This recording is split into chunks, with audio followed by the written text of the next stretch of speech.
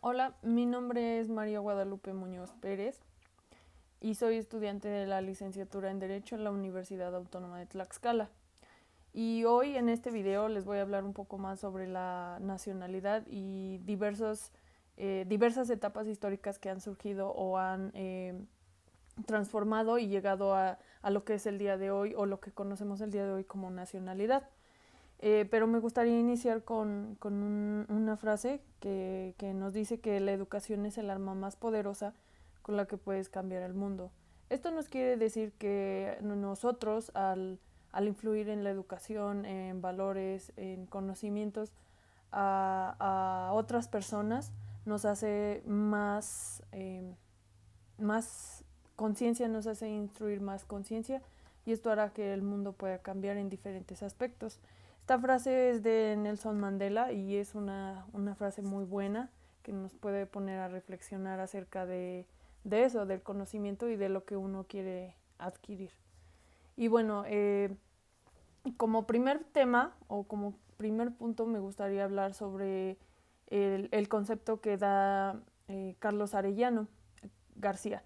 Carlos Arellano García fue un... Bueno, tuvo gran incidencia en este tema porque él dice que la nacionalidad es en esencia la relación que existe entre el Estado y la persona, es decir, que uno perteneciente al territorio pues se hace acreedor a la nacionalidad. Tenemos antecedentes históricos, que es el tema principal o el, el número uno de esto, que entre sí son muchos y se han venido adaptando a lo que conocemos el día de hoy y generalmente o principalmente pues se ha plasmado dentro de nuestra constitución. A lo largo del tiempo pues se han pronunciado diversas teorías o diversas leyes como en los sentimientos a la nación, el plan de Iguala, la ley del 14 de abril de 1828, también hay establecimientos pues más a futuro, ¿no? Me gustaría hablar inicialmente sobre la época prehispánica, que esta época pues no tenía un conocimiento exacto o aún no se pronunciaba la definición como tal de nacionalidad. Eh, en la época colonial surge la primera hipótesis o el primer antecedente histórico en el que nos vamos a basar para poder conocer lo que el día de hoy es nuestra nacionalidad. Eh, ese fundamento o ese primer fundamento histórico se encontraba en la Constitución de Cádiz. Esa constitución yo considero que es de las más antiguas, de más historia, y era como el punto base en el cual fueron creciendo y creciendo las leyes y se fueron conformando, ¿no? Hasta formar lo que el día de hoy conocemos como la Constitución Política de los Estados Unidos Mexicanos. Ya ha sufrido muchísimas reformas, obviamente, pero bueno, se ha ido adaptando. También tenemos el Edicto de Hidalgo. Este tema es muy conciso, muy exacto, y nos dice que cualquier persona que viva dentro de ese territorio pues se considera americano, ¿no? Y o bueno, más bien restringe a las personas a que no se dejen influenciar por los españoles para poder pertenecer a su territorio. Entonces, este fue como una, una, una, uh, como una barrera que se puso para no pertenecer a esa, a ese territorio, porque los españoles, pues generalmente, como hablamos de la conquista, pues su principal objetivo era eso, expandirse a llevarse todo lo que pudiera, ¿no? Tenemos también la constitución de Rayón. Esa constitución era un poquito más, hablaba un poquito más de los extranjeros, ¿no? Que cualquier extranjero que visitara el país o que visitara este territorio, pues se consideraba como parte de él. También tenemos la constitución de Patzingán. Yo creo que es uno de los escritos más históricos y más emblemas que se hicieron para la historia y del cual podemos tomar que, bueno, este fue promulgado en 1814 y se denominó el Decreto Constitucional para la Libertad Mexicana, de América Mexicana. Este, nos decía en su artículo número 13 que se reputaban los ciudadanos de esta América, todos aquellos que vivieran en ella, y asimismo los extranjeros que lo visitaran, pues podrían gozar de esos derechos o podían constituirse dentro de la misma. También tenemos el plan de Iguala, que anteriormente lo mencioné, pero pues fue solamente por superficie, ¿no? Este plan lo estableció Agustín de Iturbide, que, bueno, entre tanto ir y venir del territorio mexicano, se promulgó el plan de Iguala, en el cual se limitaba la atribución de la nacionalidad mexicana, vamos, de solamente son mexicanos en específico, pues solamente los que hayan nacido en este país o en este territorio, sean hijos de padres mexicanos, etcétera, etcétera.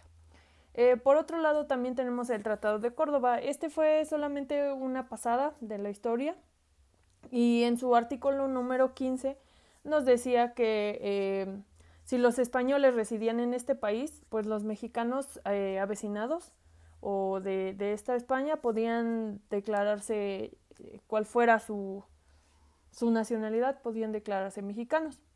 La ley de 1828 es una ley que generalmente, o bueno, se tomó como pauta o raíz para poder entender el concepto o más característico, ¿no?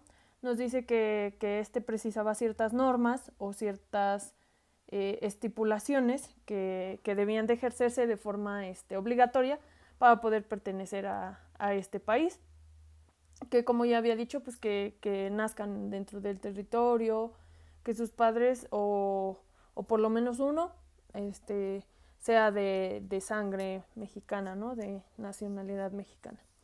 Por otro lado, también tenemos la Constitución de 1836. Esta es la primera ley constitucional, es una ley que regula la abundancia del tema de la nacionalidad. Establece en su artículo primero que los mexicanos son los nacidos en el territorio de esta república, el padre o por nacimiento o la madre, los nacidos en algún país extranjero por nacimiento sin disponer de otro derecho. También tenemos el proyecto de reforma de 1840.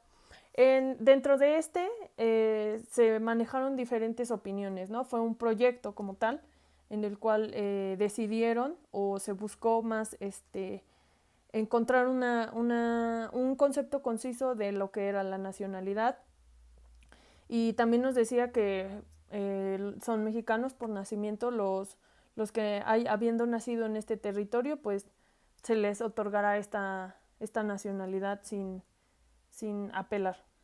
Tenemos el proyectos constitucionales de 1842.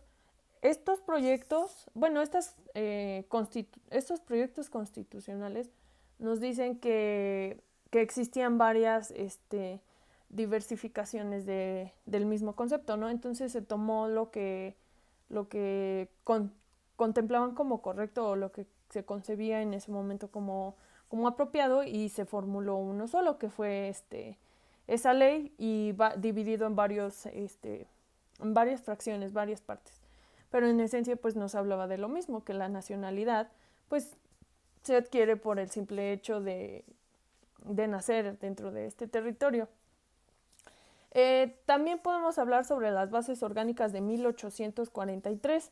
Este fue un año relevante, por algo está en la historia, pero pues solamente nos incluía diversas características para otorgar esa nacionalidad, que como ya lo he dicho, en esencia es lo que hoy conocemos, ¿no? Y yo creo que la palabra nos dice mucho, nos da a entender que el hecho de decir nacionalidad o perteneciente a ese territorio, pues ya nos dice, ¿no? Ciudadanos también. Por otro lado, también tenemos la ley de 1854. Y esta ley ya fue un poquito más formal. Bueno, cada vez era más formal la historia de esta. Y nos decía en su artículo 14 que son mexicanos para el goce de los mismos los derechos civiles. Esa es una palabra muy importante que no habíamos entendido o no habíamos hablado de ella. Constituimos los derechos civiles como el derecho a la vida, el derecho de tener un derecho humano, el derecho civil de pertenecer a un hogar, este, aquí ya manejamos el ius soli, el ius sanguinis, el ius domicili, entre, entre más características, ¿no? Entonces, vivir dentro de un territorio, pues nos hacía acreedores a la nacionalidad o a ser pertenecientes a la misma. Y, por otro lado, también tenemos la Constitución de 1837. Esta constitución fue un sistema que se hizo de normas para regular esta simple y sencilla palabra, ¿no? Dentro del artículo 30 nos establecía que son todos los nacidos dentro o fuera del territorio de la República. Aquí ya nos vamos, ya partimos un poquito más, ¿no? Es decir, si alguien nacía fuera de ese territorio, pues aún así era acreedor a tenerse derecho a consagrarse como mexicano, como nacional de ahí. Y también tenemos la Constitución de 1917, que es la que nos rige hasta el día de hoy y nos ha venido indicando durante la historia, ¿no? Por primera vez se utilizan una distinción entre los mexicanos por nacimiento y mexicanos por naturalización. La naturalización, esa es un proceso que se hace o se pide para poder obtenerla. Esa sí se puede obtener, la tramitamos y sin problema. Esa es la naturalización.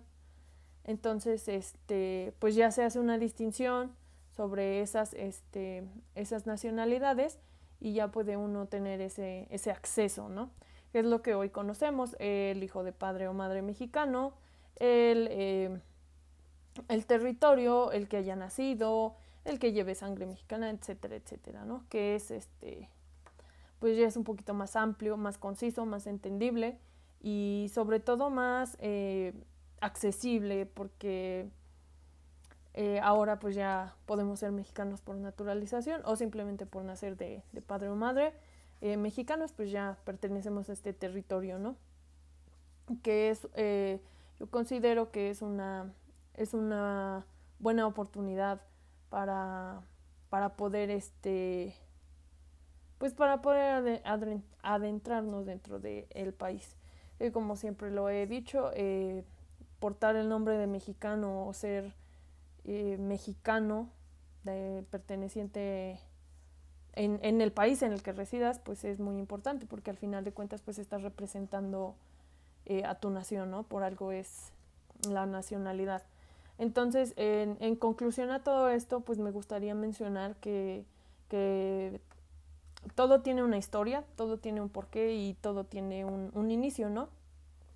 Anteriormente, pues como vine mencionando, la historia era más cerrada, las personas,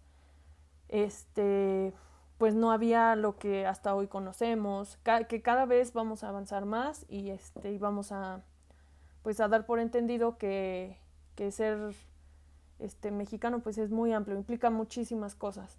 Entonces, debemos de entender que ser nacionales, obtener la ciudadanía mexicana, pues es un buen punto, una buena oportunidad, ¿no? Porque como planteo en el video anterior, muchas veces hacemos menos a nuestro país y muchas veces pues no es eso.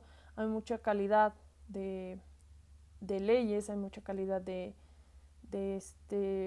personas, resaltamos mucho en cuestiones de tecnología o maquinaria, que hay muchas es muy amplio ese campo, ¿no? Entonces, pues no hacer menos el hecho de ser mexicano porque pues vamos a pertenecer siempre, ¿no? Entonces con eso me gustaría concluir mi video. Espero que sea muy conciso y entendible. Realmente pues hablé de los puntos más importantes o de lo que yo considero importante. Y bueno, eso es todo. Muchas gracias.